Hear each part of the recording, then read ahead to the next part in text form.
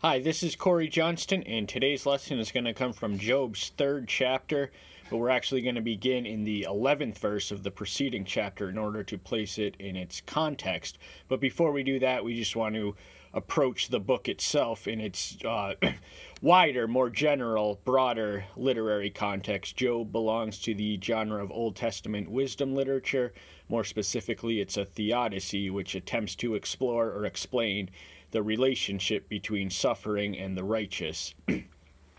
And Job was identified as a righteous man, upright, perfect in his ways, and he was a point of pride to Yahweh, who, after Satan scoured the earth in pride, noting its corruption, and Yahweh pointed with pride to his servant Job, and the adversary noticed that he's prosperous and rich, so he essentially accuses his faith of being commercially rooted, and he provoked the challenge to Yahweh to take away the protective hedge around him, and he will curse you to your face.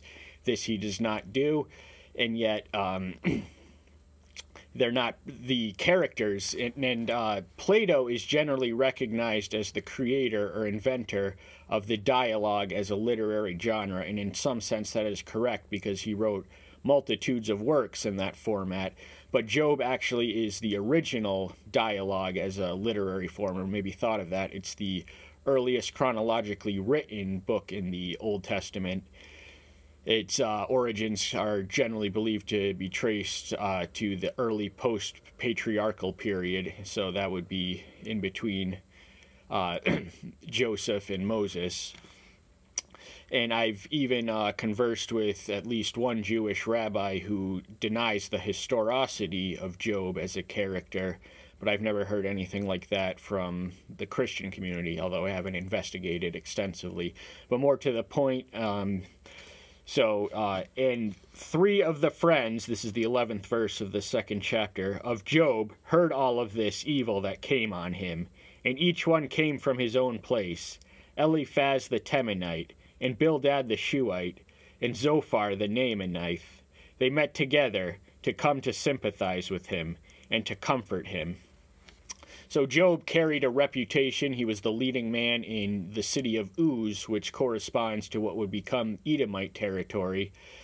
And so having been abruptly and inexplicably visited with accelerated in intensity, there's really nothing relatable. We can scarcely imagine the extent to the calamities which had been visited upon him instantly. He lost his material wealth, he lost his health, he was covered in boils, and he lost his children. But the one thing the adversary could not take away from him was his integrity and his faith. And he really struggles to preserve it throughout the dialogue that's recorded.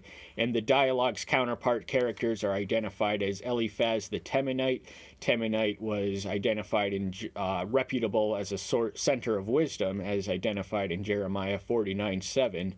And Bildad the Shuhite and Zophar the Naamanite, these were 3 cities in the adjacent region, and these 3 men were archaic, legalist, conservative, traditionalist, and they didn't really allow, they had a narrow box of theology which they struggled to make sense of, something they could gaze upon and was very much in front of them, and yet they couldn't figure it out in their answers. Now there are some good nuggets of truth in those answers, and there are some foolish statements in there.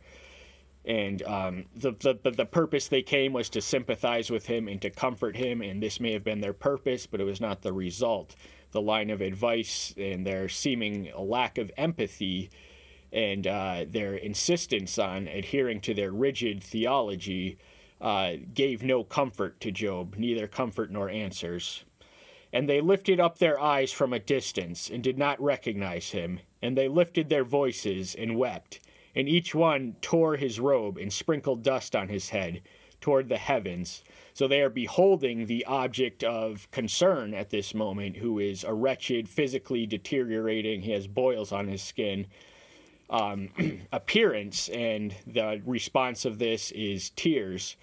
And the typical motions of mourning in the contemporary historical context was to tear robes and sprinkle dust. Dust is a humility, act of humility. It's from where we came and ultimately where we will return.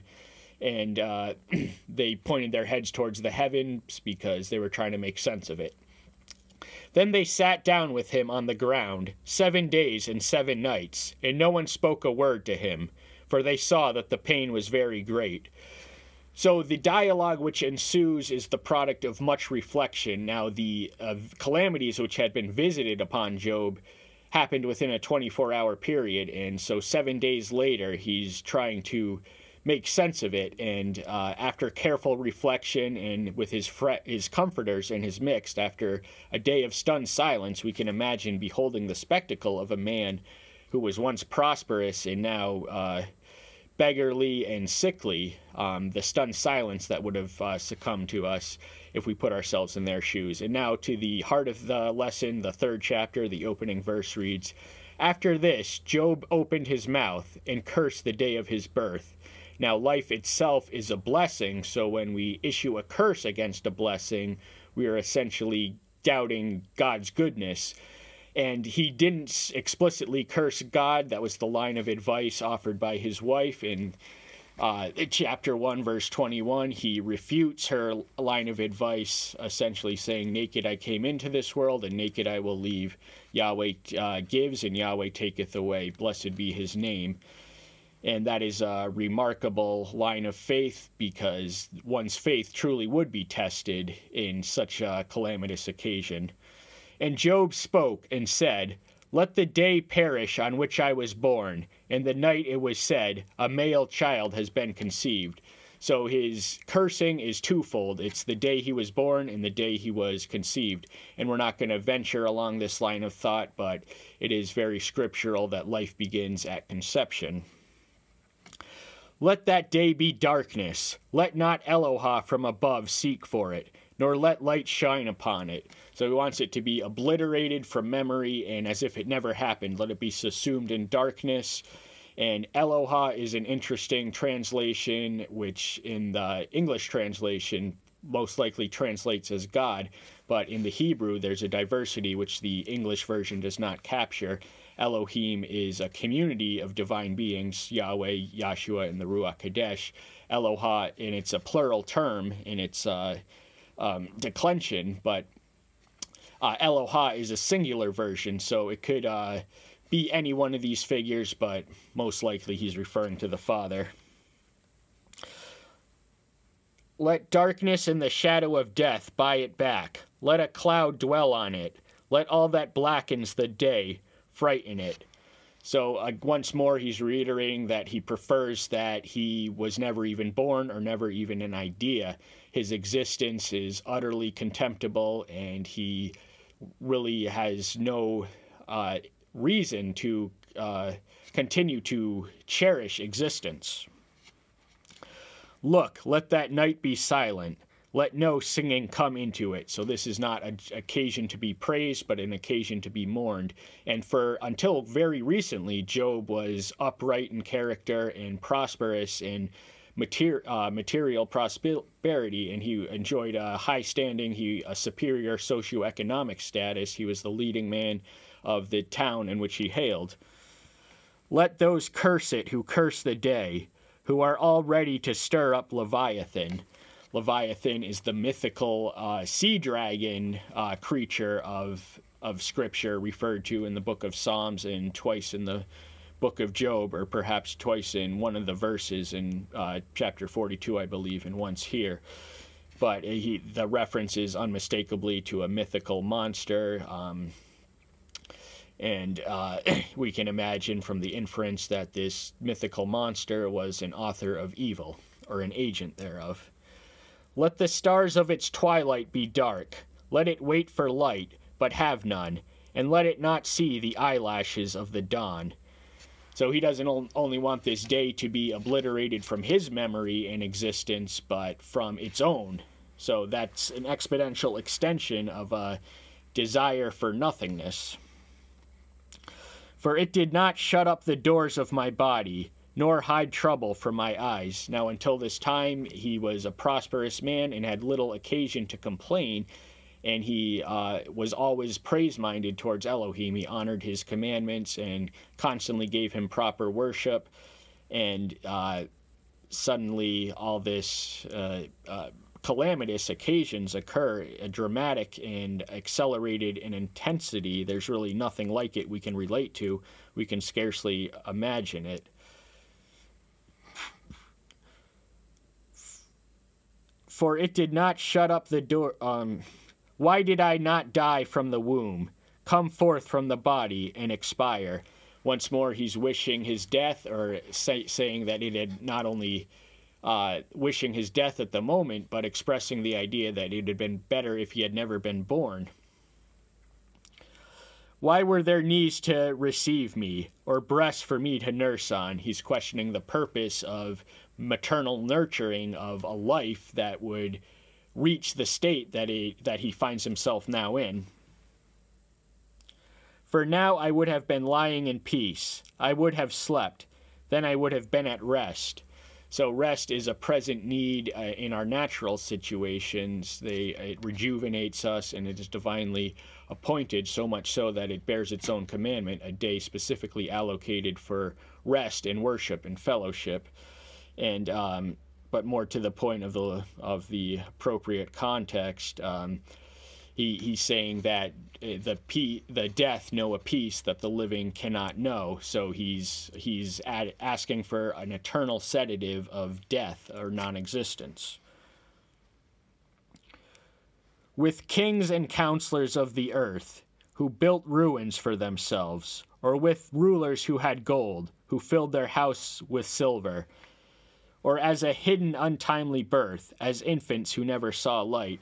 So the first two verses of the ones I just read in succession is a comment on the folly of accumulating worldly power or wealth, because it's ultimately a poor investment with no eternal dividends. It perishes not long after its creator, if not during the lifetime of its creator.